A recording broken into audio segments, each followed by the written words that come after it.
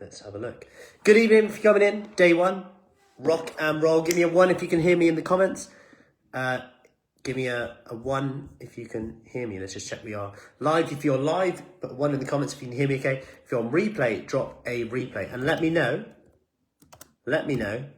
your biggest win so far today. Your biggest win so far today. I'm just going to invite a few people in. Loads of questions, by the way, which is really good. So let me know your biggest win so far today. Good morning, Eileen. Awesome work to everyone. I believe 53 people have done the workout today. Morning, Jill, or evening, I should say. So 53 people have done the workout today, which is great. Awesome work. Hey, Karen, how are we doing? How's the glutes feeling today? Just going to invite a few people in. Let me know your biggest win. Put a 1 in the comments if you can hear me okay. And let me know how you found today, your biggest win so far today. Biggest win so far today. Great questions. We're probably going to be here till roughly 2 a.m, which isn't good for hot flushes, by the way, answering the questions. But, knowledge is key. Good evening, Ness. How are we doing? Right, let's rock and roll. Let me know your biggest win. Good evening, Sandra. Biggest win so far today, number 1. And amazing work doing the workout. 53 people have done the workout today. Not as many have done the task, which is normal, I must say. So probably 53 have done the workout. I think it's about 2/3 of that have done the task. Okay, which is quite normal because the task is hard, a little bit laborious, right? So let's rock and roll. You should get a notification now that we are live. If you haven't, well, something's gone wrong. Let me know if you want notifications. So let's get in with these questions. I'm going to have the questions up on one tab. Hey, Sophie. Hey, Bryony. Biggest win, free workouts, protein every meal. Perfect. Loads of water. Amazing. And really good, by the way. Reading some of the tasks that you've all set. Lots of water. Joined a bit late to today's task. We'll try and catch up. Great. Doing today's task after this call. Perfect. So you're going to judge. I'm always looking at the stats and the numbers because the task is harder to do. Don't get me wrong, because you get less instant gratification. If you do a workout, the great thing about it is you get instant gratification, right? You get instant gratification. You feel good. You feel that sense of achievement. Doing the task is bloody uncomfortable. It gets you to reflect on where you're at right now, especially today's task. It's a bit boring. I'll be honest, it's a bit boring because you're like, oh, I'm there. I need to be there. It's a realization. 5 years from now, if I don't do anything, bloody hell, I'll have to find some motivation from somewhere. I'll be stuck. I'll be heavy. I'll be still stuck. Hey, Christine. Hey, Yvonne. Sticking to eating well. Perfect, Danny. Love it. Some good wins coming in. Perfect. Hey, Nassim. Awesome. Karen, in the house. Lisa, perfect. Joe, where will I find the tasks? They should have been messaged to you and emailed, but I will, they're in this group. There's not many posts in this group, actually, because the only person that can post is me. Mohaha. So you should be able to see it, so it should say task 1, but I will put a link for you, Joe, in there, and then we will get cracking with the questions,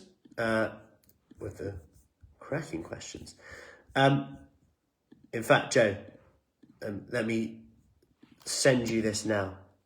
I'll send you this now in the comments as it was bugging me too much. I've just sent you that now, Joe, in the comments. I've replied to your, with the task. So now there's no excuse for Joe. Can we all make sure Joe does it? No, I'm joking. So that would be accountability though, wouldn't it? So, awesome. Hey, Bindi. Right, let's rock and roll. Let me get these questions up. I'm going to answer them in order. If you have any questions tonight as well, do put them below. But I'll answer the questions first that came in at 1 p.m. post. So, first question. Hi, Matt. What's the best full-fat Greek yogurt or 0%? So, 9% more carbs, i.e. sugar. Therefore, my thought is full fat. But is this correct? Question mark. It's the same to do with a lot of foods, full fat or reduced or 0%. Interesting to hear your views. So, full fat versus Greek yogurt. Full fat versus 0% in terms of Greek yogurt. It depends. if you're going to increase your protein intake, 0% would be better. Why? Well, if we take 0% Greek yogurt, the only thing they've done is skimmed the fat away and poured more milk in. Okay? So they've taken the fat off, poured more milk in, which means you've got more calcium, more protein, a little bit more natural sugars from the milk. Because obviously you want, if you're buying 500 grams, you want 500 grams. They're not going to go, well, 5% of that is fat, so you're only going to get 400 grams or whatever. They're going to say, we'll just put more milk in. So you end up with more protein, more calcium. Now, yes, you'll get a bit more carbs in there, a little bit, not much more, but you're going to get a hell of a lot more protein. So protein per calorie ratio is a lot higher. So if you like protein, if you like 0% Greek yogurt, I would go with that. There's nothing added to it that makes it bad for you or anything like that. And you've also got to consider, hey Dawn, hey Claire, I'd also consider, when it comes to this, often we say, full fat's better, that although there's some mixed research on dairy fat in that it seems to be better than a lot of other saturated fat, you've got to consider that a lot of people would go, I don't eat, the skin on chicken thighs because it's fattening. Yet then when it comes to Greek yogurt, we say, no, I'd never eat 0%. I like the natural stuff. So there's quite a lot of hypocrisy when it comes to full fat and 0%. So my view on it is that, in simple terms, I eat 0% Greek yogurt because I love cheese. I've paused to help you reflect on that. Hey, Alex. So I love 0% yogurt because I love cheese, aka by having 0% Greek yogurt, I get a lot of protein in, but I save some fat calories so that I can have some cheese in my diet later on. And I get a lot of my fat from the cheese, and I love cheese, whereas Greek yogurt, 0% or full fat, yes, full fat is probably nicer, but it's not that much nicer to mean that, I could save some calories to have some cheese later. Hey, Gemma. So that's my views on that. But equally, it really depends on you, really, on your overall calories over the day. If having 0% Greek yogurt means you're in a calorie deficit, you're going to lose body fat. So that might be a better option. If you really struggle to get protein and enough protein in your diet, then 0% Greek yogurt might be better because per calorie, you're going to get more protein having 0% than full fat. But like I said, I like 0% Greek yogurt because I like cheese. That saves the fat for the cheese, and that means I can have more variation in my diet. So I hope that helps. Next question, same as Sophie, exercise. I go to classes, food just can't stay on track. So busy with work, tired, and grab what's easy. Totally get that. Here's one for you. Increase your willpower in 2 days by doing this. And don't worry too much about getting this perfect. But 2 days from now, so give yourself 2 days. I want you to trial something. 2 days time. I want you to plan your meals for 2 days time. So the next 2 days. So just, go as normal tomorrow, fine. But just have a plan for 2 days time. That gives you 2 days to plan your meals and a day in between to get the food in the house. And just notice how, whether your day is easier or not, whether you actually find your day flows a bit better from being planned, whether you feel like you've got more willpower from having stuff ready for you, and see how you find that if you really struggle to stay on track. And you might think, but that's 1 day. We'll just do 1 day. 1 day out of 7 planned, see how you feel on that. What if that 1 day means that actually you find it easier to actually stick to your calories and actually you feel like it wasn't much more effort anyway? Because you're going to have to think about food anyway, right? So that's one thing to do. The second one, if you're so busy, struggling, you work, grab what's easy, make sure what's easy is generally healthier. So someone I spoke to a few days ago, one of their challenges is kids clubs, right? Like running kids around, and it's like some evenings they don't really get a chance to kind of cook properly, and the kids can just eat whatever they want, really. They get away with it, right? They need it, fuel. And so for them, they'll have some days where they go for more of a meal replacement shake or some fruit, some yogurt, and they'll have their main kind of meal at lunchtime, whether that's a jacket potato, tuna, something like that. And in the evening, rather than just pick anything and not really have anything, at least they've got something that's protein-based. And we'll be going over the nutrition side of things in the next few days as well. But this gives them a bit more flexibility in terms of, in the evening, meal replacement shake, don't have to think about it. Don't have temptations. This is what I have. And sometimes limiting your choice can actually be a good thing, because choice creates overwhelm, creates sod this, it's too hard. When actually, if you say, if I've got loads of kids clubs, if I'm really busy in the evening for whatever reason, if I work late on this night, this is my go-to. As much fruit as I want and a protein base, whether that's a protein shake, Huel in their case, other brands available. There's nothing special about it. It's just the one that is probably marketed the most. Greek yogurt, whatever, something simple, done. Does the job, easy. Hope that helps. Next question. 1 of 50, which is cool. What foods are high in protein for breakfast, lunch and tea? So the meal maker will help with this a lot, because we go over a list of high protein foods. However, in terms of breakfast, I know a lot of people get bored of them, but eggs, Greek yogurt is going to come up all the time. Protein shakes, great. Smoked salmon, if you like that, double great. Soy-based stuff, yogurt, etc. Good. Good old latte. Sounds odd, but like a skinny latte is like having a yogurt. And I say that to people and they're like, oh yeah, I never thought about that. It's just milk, right? In terms of lunch, tea, lean meats, fish, all good. That was a similar question below, actually. Beans, legumes, soy-based tofu, all good. Source of protein. Think simple in terms of lunch, tea. Doesn't have to be crazy meals. Stir fry. Give yourself opportunities to get lots of veg in. That's the key thing sometimes. Stir fry, Mediterranean vegetables, mixed veg. Keep it frozen if you want it simple. Done. And then you can just add a meat to it, fish to it, etc. If you're stuck for evenings as well. I always go for like soy sauce. Saves most meals for me.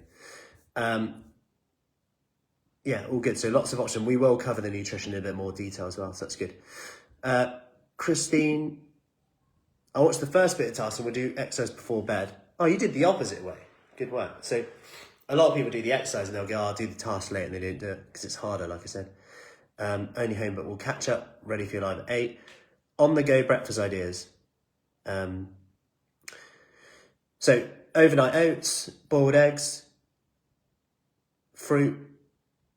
I know it's not perfect in terms of protein. Protein shake, really good. And protein shakes are underrated, I must say. And like I said, latte, like it is kind of a breakfast. It's really funny because people talk about fasting a lot. It just reminded me. I had a chat with someone the other day and they said that, oh yeah, I fast. Works really well for me. And I said, okay, cool. They said, yeah, I just have a latte in the morning and then I'm good till lunch. I was like, that's not actually really fasting, because it'd be like having yogurt. But my point being, fasting aside, it's at least you're actually getting some protein in. It's on the go, it's quick, it's easy. You could make something like protein balls, something like that on the go. Just be wary of portion. Like sometimes people make stuff like that and they can't help but eat like the whole 8 that are meant to last the week, as they are quite tasty. And that's another thing to consider, where you've got to know you as well with that.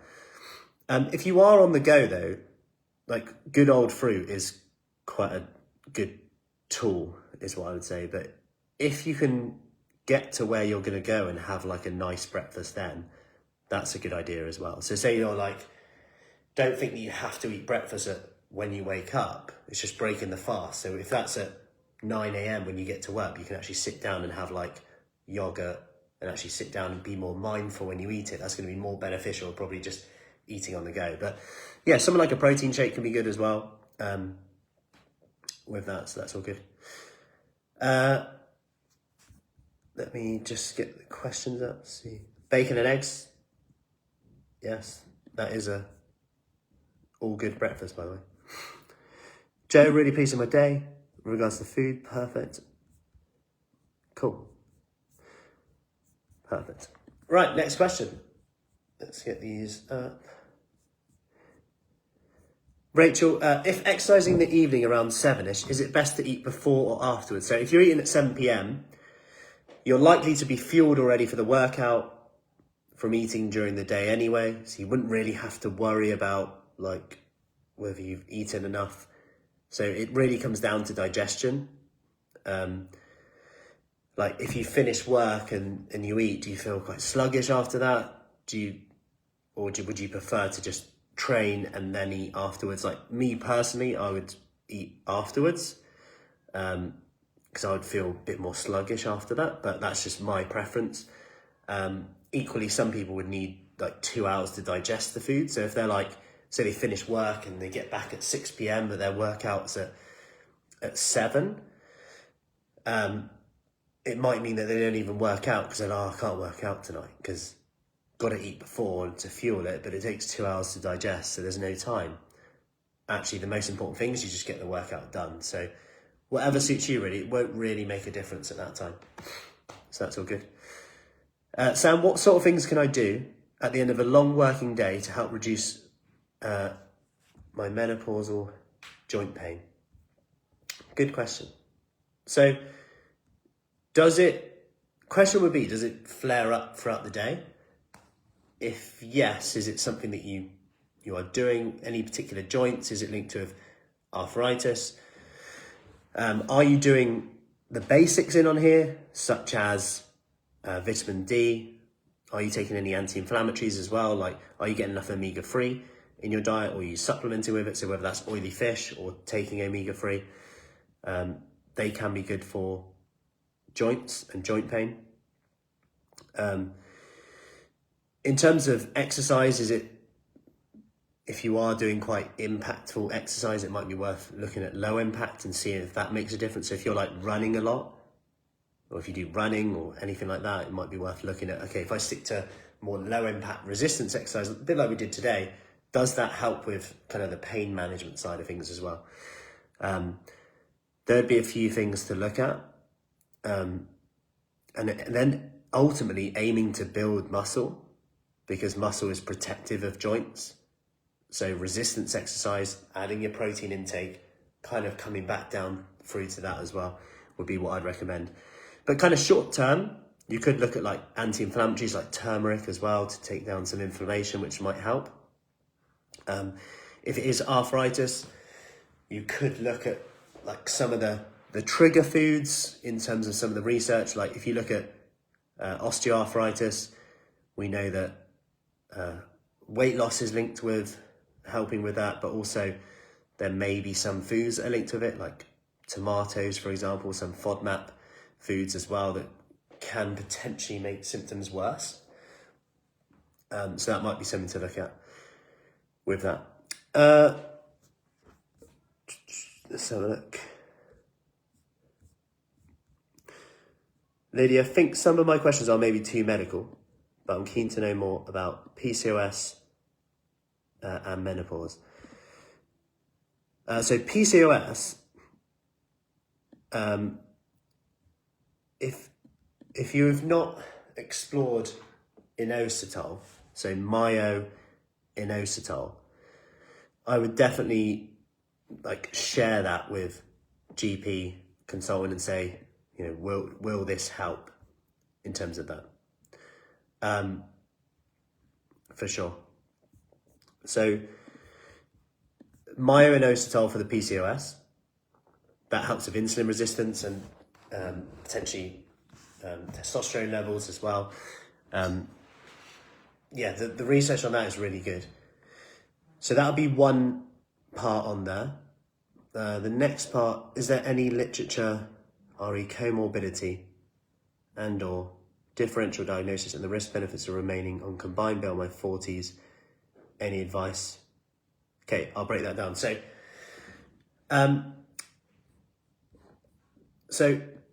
there's actually like pros and cons to that I believe are actually on the NHS guideline, which pretty much coincide with what a lot of the research shows in terms of it increases the risk of some things, but decreases the risk of other side of things. So there's some protective benefits, like PMS symptoms can actually be reduced by taking combined pill in 40s, but it's not recommended if someone has like history of breast cancer in the family, blood clots, high blood pressure, things like that. So there's like risks, benefits, but if you go towards, I'll put the link into, NHS actually does cover this on their website. I'll put the link, hang on. Let me just get it up. They actually have a really good guide. I'll put the link in. If you go down, that pretty much is actually word for word with exactly what a paper that I feel like I wasted time actually, because I read a paper earlier, because I saw your question earlier, and I read a paper earlier, and then I felt like I wasted time because it was literally, the NHS is like they've taken this paper. It's quite nice now knowing that, but yeah, so that would be a good one to look at on that side. How do you spell that? Christine, do you mean myo-inositol, yeah? I'll write it for you. MYO-INOSITOL. Myo. So MYO, then INOSITOL.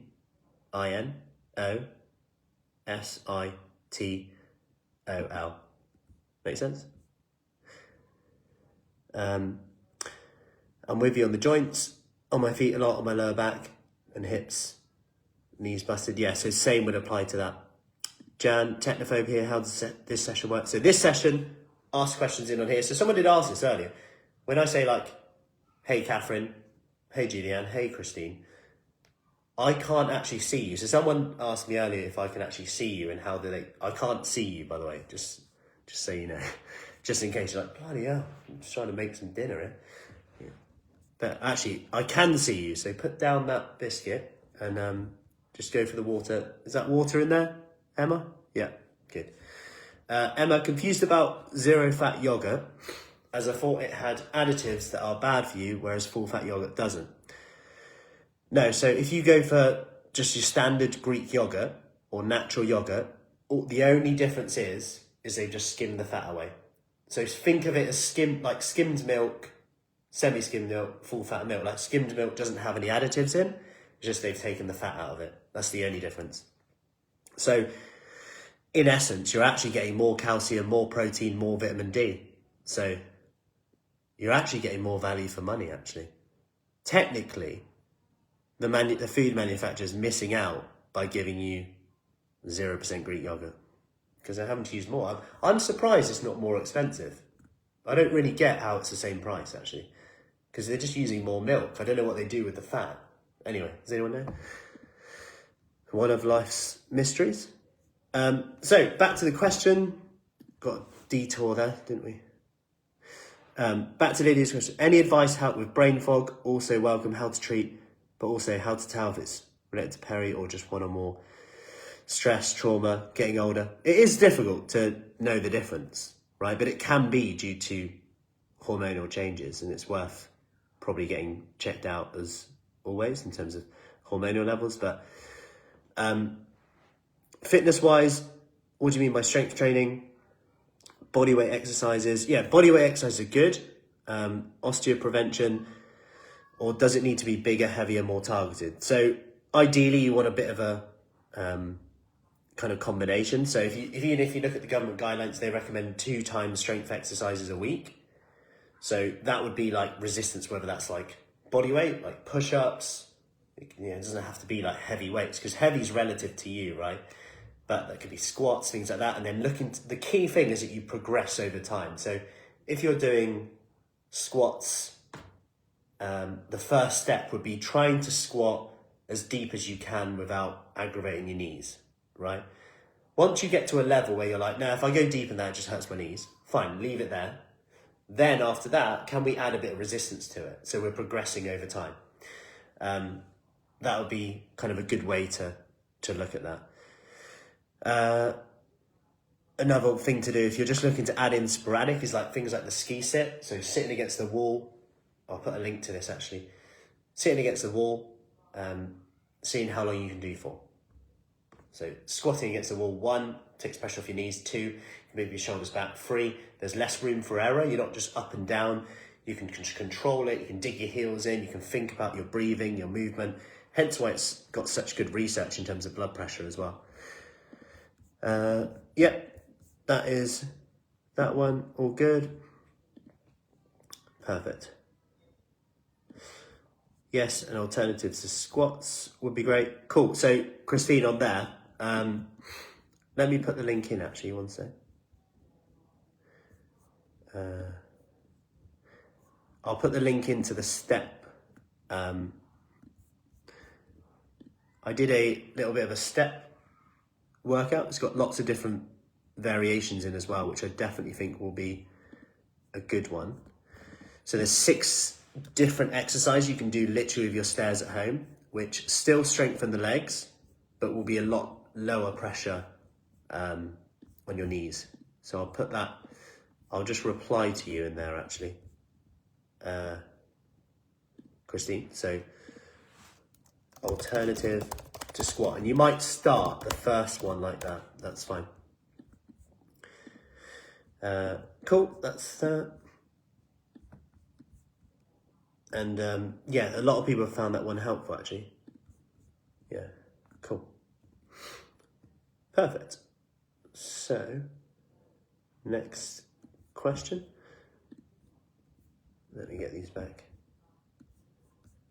Perfect. If you got any more questions as well, I am checking on here as well, so do put them down there as well. Annie, so good exercises for abs. Plank, really good if you do it right. Make sure you vacuum your stomach in, squeeze the glutes. You can start on the wall as well and just progress through it. That's absolutely fine.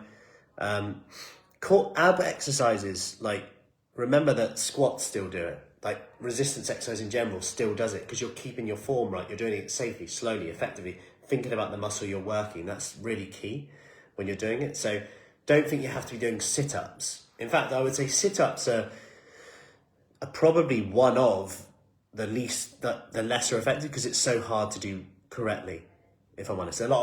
Most people rush the sit-up when actually what you need to do is, number 1, make sure your neck's not kind of straight down like that, but also number 1, make sure when you crunch or sit up, that you force that air out, you breathe out, so you empty your lungs, so it's there. Number 2, we want to make sure that we're slow on the way back, so you don't just rush it back. You want to be super slow on that way back, so you feel that stretch back. Even on this chair now, I can feel my core engaged just when leaning back slowly. Try it whenever you maybe get into bed, just want to slowly lower down. Number 3 is when you get to the bottom, you want to vacuum your stomach in, like suck in, and then pelvic tilt slightly. So your kind of belly button goes to your spine, push your back down, so just tilt your hips forward, vacuum, so your core's engaged. So just by vacuuming your stomach now as you sit down, your core's engaged. Then go, empty your lungs, slow down. So if you're going to do sit-ups, crunches, that's good, but make sure you're getting that form right. But if I had to choose like 2 to really target, it'd be leg raises, whether you go single leg to start, take that pressure off the lower back a little bit. You can bend your knees as well, just down to the floor, little movement. Plank would be a good place to start with that. But don't forget that most resistance exercise will work your core anyway, because that's by default stabilizing you. Whether you're doing squats, push-ups, you name it, they're all going to be stabilizing you on there. Good protein suggestions for breakfast. So that was similar to the question that we had before. So people who had protein for breakfast, like research shows this time and time again, people subconsciously eat less through the day. So these people weren't told to eat less, but when they were given protein at breakfast, their hunger hormones were lower, and they just tended to eat less through the day. So think protein at breakfast. They do time and time studies on eggs at breakfast, and they seem to be superior. Also whey protein at breakfast as well seems to be good in terms of blood sugar control as well. Hope that is helpful. It's all good if you don't drink milk, that's fine. Milk alternative. If you're going to go for a milk alternative, soya would be my go-to just because it's still got protein in. Whereas oat almond doesn't have the protein in. Almond milk is like super low calorie, so if you were just looking to save calories, then that might be a go-to. But for me, oat milk, I know this is just my opinion, you might love it, but for me it's kind of pointless because it's just like doesn't really offer any protein and it's quite high in calories. So I'm like, if I'm gonna get the calories, I might as well get some protein in. Yolandi, full fat or reduced fat foods. So similar to the one already. So as long as it's not got added sugar to it. So like more like the Muller yogurts, they're often added loads of sugar to it. So that's different. If protein is so good, why is there such a push and tradition for cereal?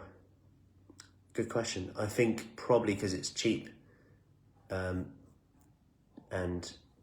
we've got so much of it.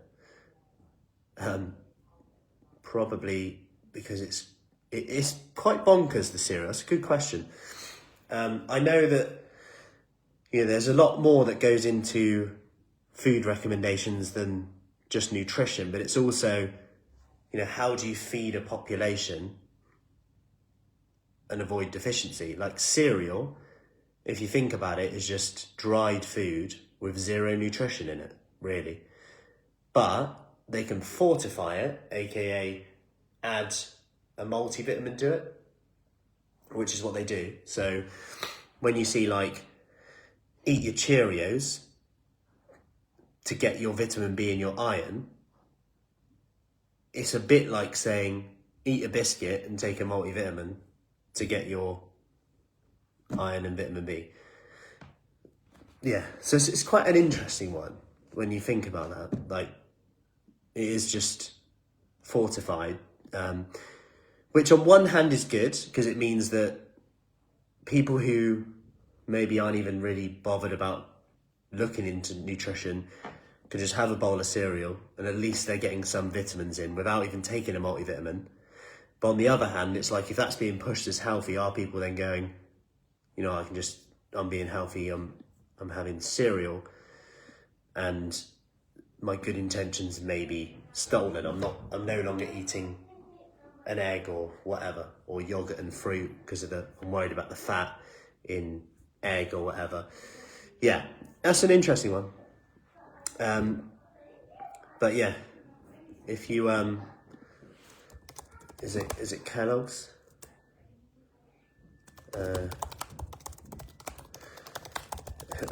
There's quite an interesting story.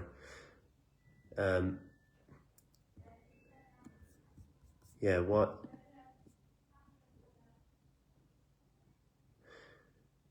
Yeah, it was. Apparently it was the interesting theories on why Kellogg's cornflakes were invented. Yeah. Anyway, you can Google that one. So, next question.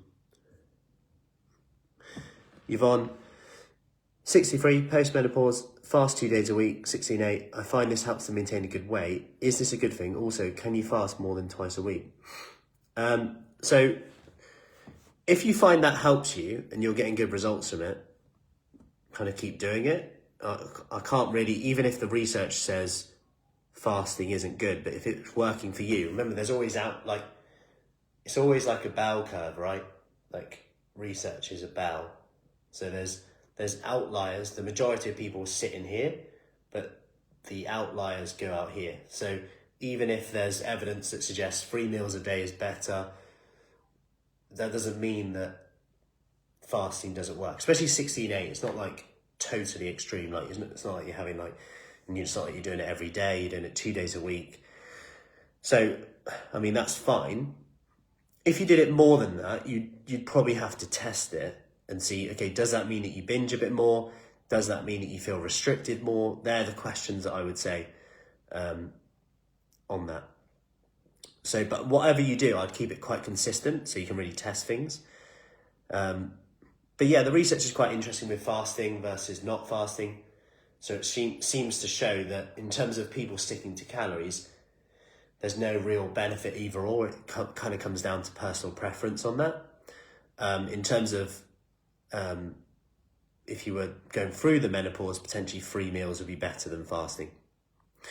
Joe, does porridge have protein? Not really, no. But something you can do is at the end of the porridge, you could add a dollop of Greek yogurt in there, stir it in, add some protein powder in at the end. Don't cook the protein powder, but add that in at the end. That could be an option to increase your protein intake on that. Next question. Best foods to reduce fat, stomach bloating, best exercises would be your overall calories, really. So the best foods essentially would be the most nutrient-dense foods. Vegetables, lots of fibre, lots of protein. They're going to keep you fuller for longer. Trying to get, so the meal maker that we go through, protein every meal, as many veggies as you can with each meal. Obviously, it's going to be harder at breakfast. I'm not saying be perfect here. Don't worry about that. It's just that 1% better with this. So filling your plate with more vegetables is a good thing. Good source of protein at each meal. That's going to help in terms of hunger hormones. Plus, remember that protein doesn't just keep you full. It doesn't just help in terms of muscle, bone density, but it also burns more calories by digesting and absorbing it compared to carbs and fats. So you're already onto a winner when you're doing that as well. Oh no, I've just clicked off it. Hang on. Just clicked off the questions. One sec. Here we go. Where was I? We're getting there, I think. Oh yeah, the supplements. Supplements are a thing for me. I'm trying the M Powder Peri Boost at the minute. Also Protein Oxen Sabreki, Animal Dairy Veggie, Pescatarian Sun. Yeah, so supplements are a really interesting one because obviously they, it's a big market, right? Just to target people with menopause, etc. A lot of the benefits might be placebo, but if that works, then great. Some of the actual things to look at would be like soy,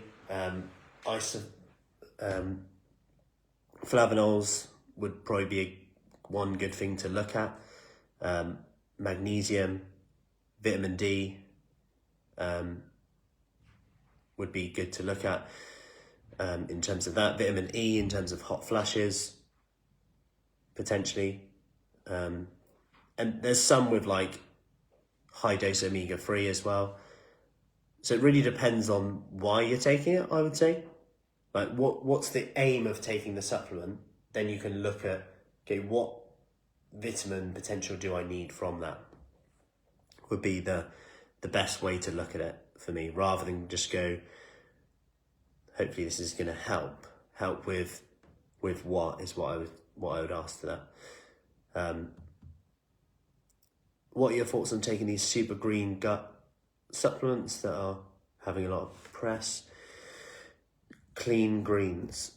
If you struggle to get like enough veggies and you don't eat that much veggies or fruit, then yeah, it could be a way to get them into your diet. But if you like eating fruit and vegetables, I would say there's probably no need for that.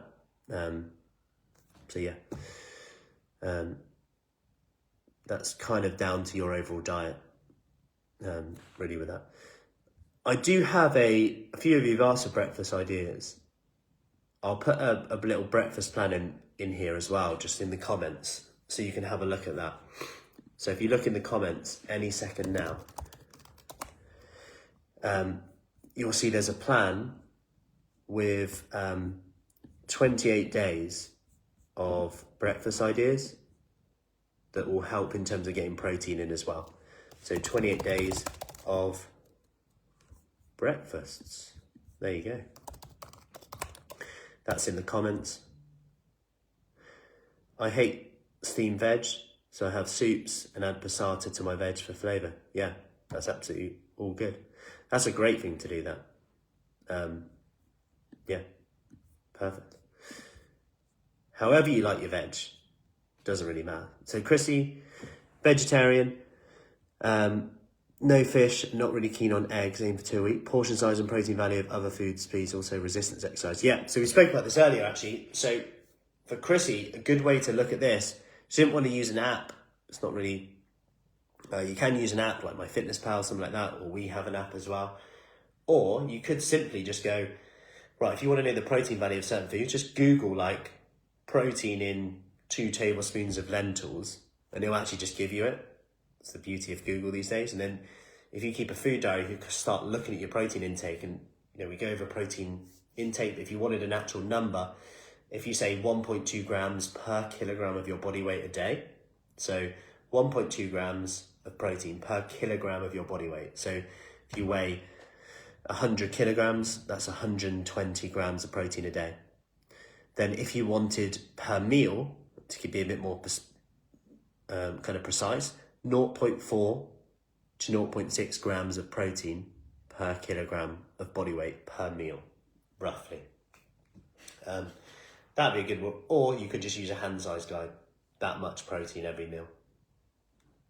That would be a rough guide to start. And don't think you have to be perfect to start. Just start thinking, right, can I increase my protein?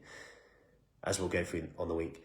Janet, ditto supplements advice would be welcome, but for post-menopause, so it does change a bit here. Like post-menopause, you definitely want to get your iron levels tested if you were supplementing with iron. Like your iron needs reduce as you age, for obvious reasons, less bleeds, etc.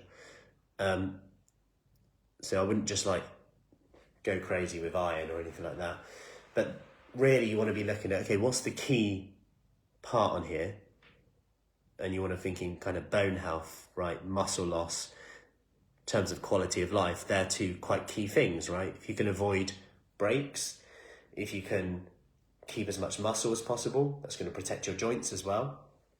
So then we look into it. So when we look at the goals, and then we can look at, okay, what? So what do we want? What's going to provide that? So then we can look at calcium, vitamin D, omega-3, protein. They're all going to be quite key in terms of that post-menopause. Hope that helps, Janet, on that. Sandra, what can help with hot flushes other than HRT? So they've done quite a lot of studies on Japanese populations, because they seem to not report as many hot flushes as a symptom. And they've done some studies in like Western populations as well, and seen reductions by, I think it's 3 portions of soy. So 3 portions of soy a day, plus vitamin E, plus omega-3. So that's one thing to potentially look at with that. There's other ones out there like flax seeds that people have only anecdotally, I must say, but said that that's helped. Hey Lara, hey Polly, hey Jan. So that might be something to look at as well. But soy, omega-3 and vitamin E may help with that. But give it a try.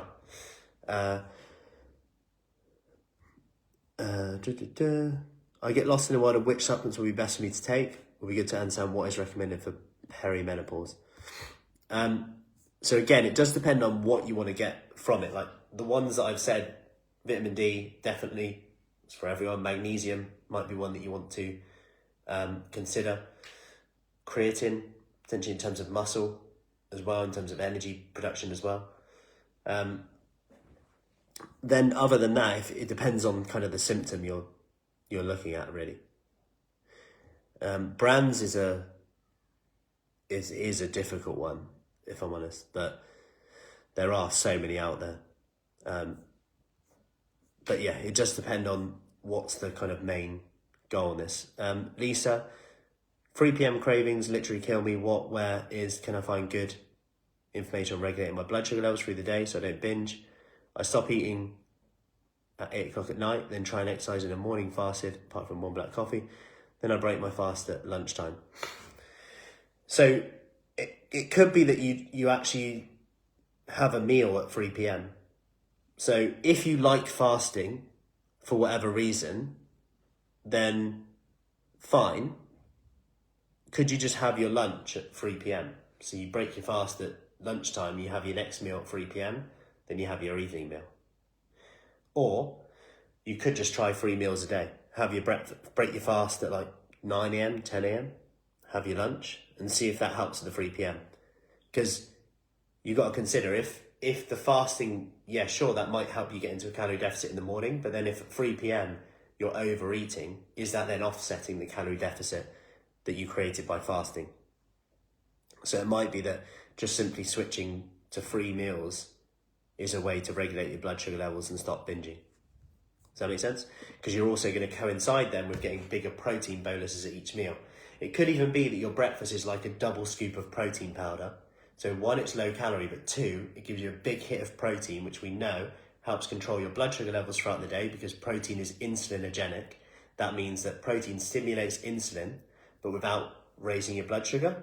The cool thing about that is that normally you need carbs to raise your blood sugar level. That stimulates insulin, that helps lower it down. But in this case, your protein intake secretes insulin, that keeps your blood sugar levels quite controlled throughout the day. And insulin is also a hunger suppressant, so it's win-win on there. So that could be something to look at. Is fruit best eaten in the evening to avoid being bloated? Not necessarily. If it does make you feel bloated, Steffi, I'd probably say it's the type of fruit. Try berries. Berries probably won't make you feel bloated, but the higher fermentation potential of a fruit, the more bloated you'll be. So, for example, apples, quite common that people feel a bit bloated. If you do have like IBS, just kind of see how much you're eating as well. But try berries and see if that, because that will give you everything you need in terms of nutrition from fruit. But if that helps with your bloating, that might be something to look at. Sally, I don't eat meat. Sources of good protein suggestions, please. Fish, yeah, great. Eggs, all good. Soy, all good. Beans, legumes, lentils, perfect. They're all good. Yeah. I know you said porridge doesn't have much protein, but it does make you feel fuller for longer. Yeah, true. I make it with unsweetened soy milk, top it with kefir and some raspberries. Yeah, that's fine. So you're adding in protein from the soy milk, plus protein from the kefir, plus some raspberry. If that keeps you full till lunch, perfect. That's all good. That's all good, Yvonne. Yeah, perfect. So that is actually all the questions. Do you have any recipes for healthy protein bars? Yes. Oh, yeah. So Steffi also said add protein powder to the porridge. Yeah, you could even add a protein shake to have on the side if you wanted to. If you did those calculations in terms of how much protein is actually recommended, you'd probably find you're a bit low on there. Although you're still getting protein in, that keeps you full. That's great. But if you did want to push it a bit more, that's just one option. But if that works, keep going. And, you know, you've got a few options then to kind of tweak things if needs be. So that's fine. Do you have any recipes for healthy protein bars? Yes. Just be wary of portion control. I always say that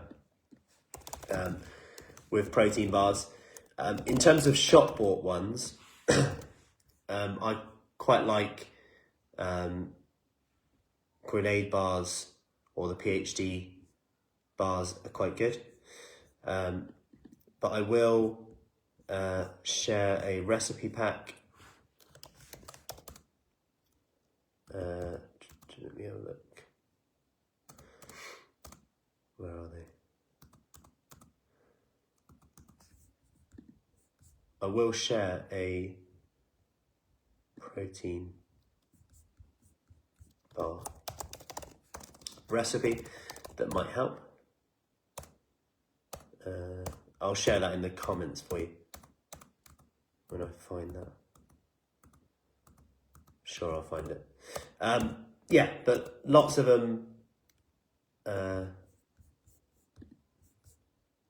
Yeah, got it. Cool. I'll put that in the comments for you, and we are all good to go. Right. So that is all the questions. Hope that helped. If you watched on replay as well, do comment. Let me know if you've got any more questions on that. And then we go again tomorrow, 6 a.m, bright and early. And we are ready to rock and roll. Just going to have some sparkling water. Sparkling water helps keep you fuller for longer. Jill, can you recommend a good protein powder? Yeah, whey protein. You can't really go much wrong with that. Just simply whey impact protein, cheap, cheerful, does the job. That's on myprotein.com. Christine, all good. Thanks for sharing the links. Look forward to tomorrow. Perfect. Great. Karen, really good info. Started taking notes. Omega-3 for the old knees. Sounds interesting. Yeah, definitely. And a lot of people aren't getting enough of that, you know. And there's a lot more research coming out now about resistance exercise in women. And so there's some studies where they took untrained women and untrained men. And what they find is women respond better than men.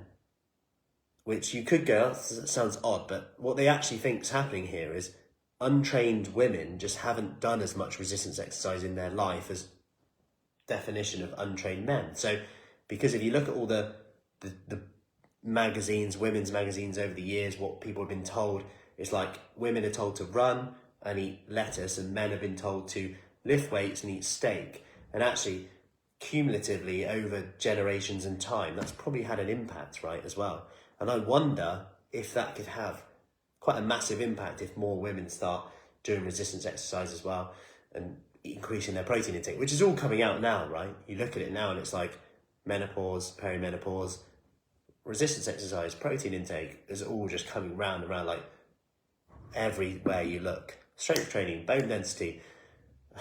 Yeah. We're being told not to stop swimming, but like, you know, you can, it's not all about just swim. Don't do anything else, but do resistance exercise as well. Anyway, that's a wrap. Have an awesome evening and I'll see you tomorrow.